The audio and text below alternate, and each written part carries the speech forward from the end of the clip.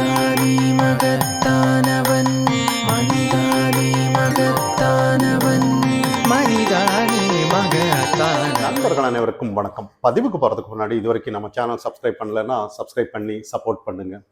திராவிடத்தை எதிர்த்தவங்க இன்னைக்கு தமிழகத்தில் வாழ்ந்ததா சரித்திரமே இல்லைன்னு தான் நம்ம கவனிக்கணும். ஆனால் அன்னைக்கு காமராஜர்ல இருந்து இன்னைக்கு வரைக்கும் இது காமராஜர் கூட திராவிடம் தான் வீழ்த்திருக்குன்னு நம்ம யதார்த்தமாக சொல்லலாம். ஆனால் இங்கே திராவிடத்தை எதிர்த்து யாருமே வாழலையா அப்படிங்கிற ஒரு கேள்வி இன்னைக்குமே இருக்கு. ஆனா இன்னைக்கு பாருங்க, அண்ணாமலை அவர்கள் தொடர்ந்து முன்னாள் மாநில தலைவராக இருக்கும்போது திராவிடம் எல்லாத்தையும் போட்டு பொழந்தாருன்னு தான் நம்ம கவனிக்கணும். ஆனா அந்த இடத்துல அவர் மக்களிடையே கொண்டு போய் சேர்த்துனது என்னன்னா திராவிடத்தோட கட்டமைப்பு மட்டும்தான். அதாவது அவங்க ஒரு 4-5 லேயர் இருப்பாங்க. கடைசி லேயர்ல இருந்து உள் லேயர் வரைக்கும் அவர் ஒரு விளக்கத்தை கொடுத்திருந்தாரு. அதாவது ஒரு குறுநில மன்னர்கள் மாதிரி வச்சிருப்பாங்க. அடுத்த கட்ட அமைச்சர்கள் எல்லாம் ஒரு பாதுகாப்புக்கு வச்சிருப்பாங்க. அதுக்கு உள்ள செகண்ட் லேயர்ல அவங்க குடும்பத்தினர் மட்டும் இருப்பாங்க. ஃபர்ஸ்ட் லேயர்ல இவங்க ஒரு ஜம்முன்னு இருப்பாங்க அப்படின்ற மாதிரி. அதே திராவிடத்துக்கு ஏதாவது ஒரு எதிர்ப்பு வந்தாலும் கூட, அதாவது வெளியிலிருந்து யாரு எதிர்கட்சியோ இல்லை பல விமர்சனங்கள் ஃபர்ஸ்ட் லேயர் இருக்கிறவங்க இவங்க யாரும் எதிர்ப்புக்குள்ள குரல் கொடுக்க மாட்டாங்க. அந்த 4வது லேயர் அந்த மினிஸ்டர் லெவல்ல இவங்களுக்குன்னே இருப்பாங்க. அவங்க தான் ஃபர்ஸ்ட் பதிலடி கொடுக்கறதெல்லாம் நம்ம கவனிக்கலாம். ஆனா இந்த மாதிரி ஒரு கட்டமைப்பு, இதை தாண்டி இன்னொரு விஷயத்த சொல்லியிருந்தாரு. அறநிலைத்துறை எப்படி கொண்டு வரணும், அதுல எப்படி எவ்வளவு மோசடியெல்லாம் நடக்குது, அதே டாஸ்மாக் எப்படி படிப்படியா குறைக்கணும், இந்த நிறைய விஷயத்த அண்ணாமலை சொல்லி இருந்தாரு. ஆனா இது ஒட்டு மொத்தமா திராவிடத்துக்கு எதிராக தான் இருந்தது. ஏன்னா இதெல்லாம் வச்சுதான் திராவிடம் வாழ்ந்ததா நம்ம எல்லாருக்கும் தெரியும். ஆனா இங்க திராவிடத்தை எதிர்த்த இப்ப வைகோ உதாரணம், இந்த திராவிடத்தை எதிர்த்த அளவுக்கு யாருமே இல்லை, அதாவது திமுகவை எதிர்த்த அளவுக்கு. ஆனா அவங்க எல்லாம் ஐக்கியமாயிருக்காங்க. திருமாவளவன் அவர்கள் எல்லாருமே திராவிடத்தை எதிர்த்தவங்க எல்லாம் ஐக்கியமா தான் ஆயிருக்காங்க. ஒரு அடிப்படையாத மனிதர் அண்ணாமலை தான் நம்ம தொடர்ந்து நம்ம சொல்லிட்டு வர்றோம். ஏன் அப்படின்னு சொல்லுன்னா, அதாவது எப்படி ஒரு தனி கட்சி கொண்டு வந்துற அளவுக்கு அவங்க இந்த ஊடகத்துல எதிராக கட்டமைச்சாங்க. அந்த அளவுக்கு ஒரு நரேட்டிவ் செட் பண்ணாங்க. ஊடகத்தை வச்சு அந்த ப்ரெஸ்ஸை வச்சு ஏதாவது ஒன்று அவரை விஜயகாந்த் செஞ்ச மாதிரி ஏதாவது ஒன்று மடக்கிடலாம் அப்படின்னு சொல்லி என்னென்னமோ செஞ்சு பார்த்தாங்க. எதுவுமே இங்கே எடுபடலை. ஆனால் இதெல்லாம் தாண்டி இன்னைக்கு நிறைய இதே பாஜக ஆதரவாளர்களுக்கு கூட, இதே பாஜக கட்சியில கூட நிறைய அவருக்கு எதிராக கருத்துகள் வர்ற மாதிரி, நிறைய உட்கட்சியிலேயே பூசல் வர்ற மாதிரி திராவிட தீவிர முயற்சி எடுத்தாங்க. ஏன்னா அண்ணாமலை ஒருத்தர் இருந்தாருன்னா இந்த திராவிட கட்சி எல்லாருக்குமே ஆபத்துன்னு எல்லாம் தெரிஞ்ச விஷயம்தான். ஏன் இந்த அளவுக்கு இருக்கு அப்படின்னு ஒரு கேள்வி வந்தோம்னா, இன்னைக்கு செங்கோட்டை என்ன எடுத்துக்குங்க. ஆரம்பத்துல இருந்து எதுவுமே சொல்லாம இன்னைக்கு அதிமுக கட்சியை ஒருங்கிணைக்கணும் அப்படின்னு சொல்லி நிறைய அவர் போராடிட்டு வந்தாரு. அவர் கடைசியில எதுவுமே எடுபடலை. கடைசியில கட்சியை விட்டு வெளியே போய் நேற்று ஒரு ப்ரெஸ் மீட்டிங்ல கதறாருன்னு தான் நம்ம கவனிக்கணும். எதுவுமே அவரால் ஜமாளிக்க முடியல. அப்ப காரணம் என்னன்னா, இதெல்லாம் அவங்க மக்களுக்காக இல்லை, ஏதோ ஒரு விஷயத்த அவங்க காப்பாத்துறதுக்காகவோ, ஒண்ணு ஏதாவது கேஸ்ல இருந்து சசிகலாவையோ இல்லை ஏதோ ஒரு விதத்துல அவங்களை காப்பாற்றதான் செயல்படுவாங்களே ஒழிய, இவங்க எல்லாம் 50 வருஷம் 60 வருஷம் எம்ஜிஆர் பீரியட்ல இருந்து வந்திருக்கோம், நாங்க ஏதாவது ஒண்ணு மக்களுக்காக இருக்கோம் அப்படின்னு சொல்றதெல்லாம் இன்னைக்கு பொய்யா அப்படின்ற மாதிரி தான். ஏன்னா இன்னைக்கு நிறைய நம்ம இங்க நம்ம யதார்த்தமா பார்க்கும்போது ஒரு விஷயம் நடக்கும். ஆனா அரசியல் தாண்டி இன்னைக்கு நிறைய விஷயங்கள் தான் இன்னைக்கு நடந்துட்டு இருக்கும். அது மக்களிடையே போய் சேர்றதில்லை. ஏன்னா நம்ம மக்கள் எந்த அளவுக்கு இருக்காங்கன்னா, நல்லா யோசிச்சு பாருங்க. இன்னைக்கு ஒரு 4 நாளைக்கு முன்னாடி அஜித்குமார் அவர்கள் ஒரு மீடியாவில் இது கொடுத்திருந்தாரு, பேட்டி கொடுத்திருந்தாரு. அது ஒட்டு மொத்தமா வேற மாதிரி சித்தரிச்சுட்டாங்கன்னு சொல்லி அஜித்குமார் ஒரு தனியார் ஊடகத்திற்கு பேசின பேச்சு தான். அதாவது நான் ஏதோ ஒரு விஜய்க்கு ஆதரவாவோ இல்லை வேற ஏதோ ஒரு டிஃப்ரெண்ட் அதை இவங்க டிவிகே தொண்டர்கள் எல்லாம் கொண்டாடினாங்க, அஜித் அவர்கள் எங்களுக்கு சப்போர்ட் பண்ணிட்டாங்கன்ற மாதிரி.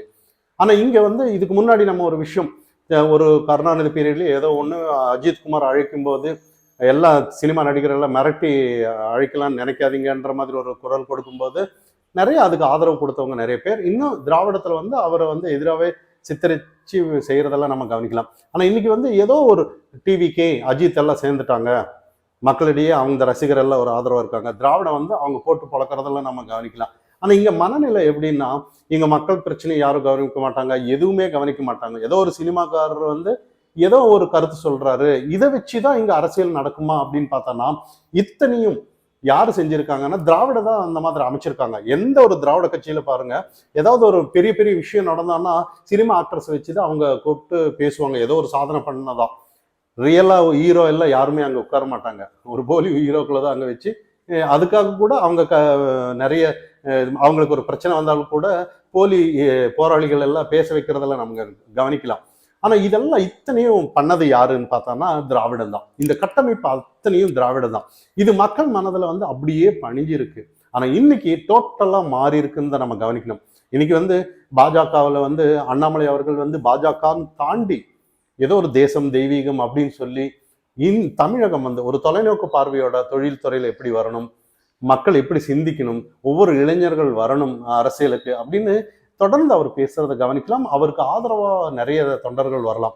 அரசியலை தாண்டி அவர் யோசிக்கிறாரோ அப்படின்ற மாதிரி தான். இன்னைக்கு பாரத பிரதம மந்திரி வந்து அவர் வந்து எந்த ஒரு சுயநலமும் இல்லை, ஒரு தொலைநோக்கு பார்வை, நம்ம நாடு வளரணும், நம்ம தேசம் வளரணும் அப்படின்ற ஒரு கருத்து இருக்கும்போது இன்னைக்கு நம்ம தேசம் வளர்ந்துட்டு வர்றதெல்லாம் நம்ம கவனிக்கலாம். எவ்வளவோ பிரச்சனை இப்போ வந்து எதிர்கட்சி ராகுல் காந்தி எல்லாம், அதாவது பாஜகவை எதிர்க்காம மக்களுக்கு நான் வந்தா இதை செய்கிறேன்னு சொல்லி ஏதாவது ஒரு அரசியல் செஞ்சிருந்தேன்னா ஒரு எதிர்கட்சி அவர் வளர்ந்திருப்பாரு.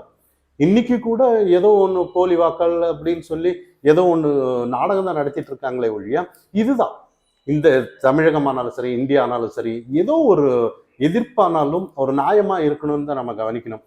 அந்த ஒரு தொலைநோக்கு பார்வையே இல்லை, ஒரு ஆரோக்கியமான அரசியலே இல்லை. அதனாலதான் காங்கிரஸ் எல்லாம் வீழ்ந்துட்டு வரும், பாஜக வளர்ந்துட்டு வந்துட்டு இருக்கு. அதே தான் தமிழகத்திலே கூட அண்ணாமலை அவர்கள் ஒரு தொலைநோக்கோட வர்றாருங்கிறது எல்லாருக்குமே தெரிஞ்ச விஷயம்தான். ஆனால் இங்க அவர் ஏதோ ஒரு விதத்துல வந்து வளர விடாம ஏதோ நல்ல முயற்சி செஞ்சாங்க. ஆனா எதுவுமே இங்க நடக்கல. டெல்லியில ஆனாலும் கூட ஏதோ ஒண்ணு அண்ணாமலைக்கு எதிராக அண்ணாமலை பண்ணிடுவாரு அப்படிங்கிற ஒரு சின்ன இருந்தது. ஏன்னா ஜமாளிக்க முடியலையோன்னு இங்க, ஏன்னா ஏதோ ஒரு இங்க திராவிட கட்சி கூட இருந்து வாழ முடியாது, அதுதானே யதார்த்தம்.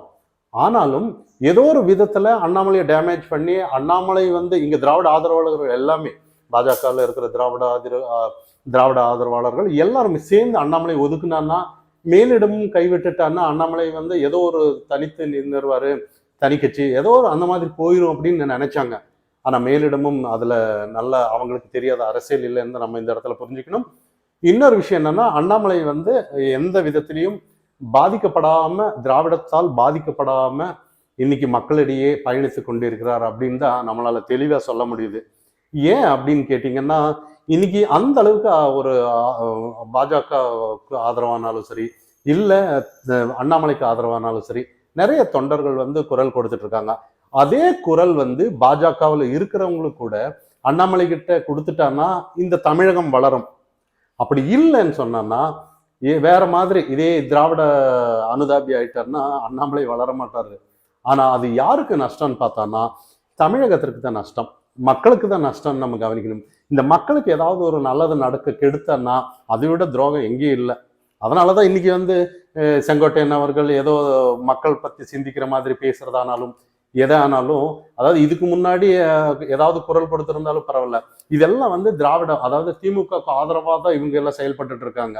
இங்க மக்கள் வளர்ச்சிக்கோ இல்ல மக்கள் கூட்டணியில நல்ல ஒரு ஆட்சி வர்றதுக்கோ இவங்களால எந்த ஒரு இது இல்லை. ஏதோ ஒரு விஷயம் இருக்கு அவங்க கிட்ட. அப்படி இல்லைன்னா, ஏன்னா இன்னைக்கு வந்து சட்ட ஒழுங்கு வந்து அந்த அளவுக்கு சந்தி சிரிச்சிட்டு இருக்கு. நாளோட ஒரு பெண்களுக்கு பாதுகாப்பு இல்லை, எதுவுமே இல்லை. இன்னைக்கு வந்து கூட்டணி தான் பிரச்சனை, கூட்டணியில தான் சேர்க்கணும், மக்களை பத்தி யோசிச்சிருந்தேன்னா இன்னைக்கு கூட்டணி தானே ஒன்றிணைந்திருப்பாங்க. இன்னைக்கு ஏன் அவங்கவுங்க நினைச்சு ஈகோவில் இருக்காங்கன்ற ஒரு கேள்வி வருது. இதெல்லாம் தாண்டி ஒரு மக்கள் தலைவர், நல்ல தலைவர் வரணுங்கிறதுன்னு தான் நிறைய பேர் எதிர்பார்த்துட்டு இருக்கோம். பார்ப்போம், நல்லதே நடக்கும். மனிதா நீ மகத்தானவன், மனிதா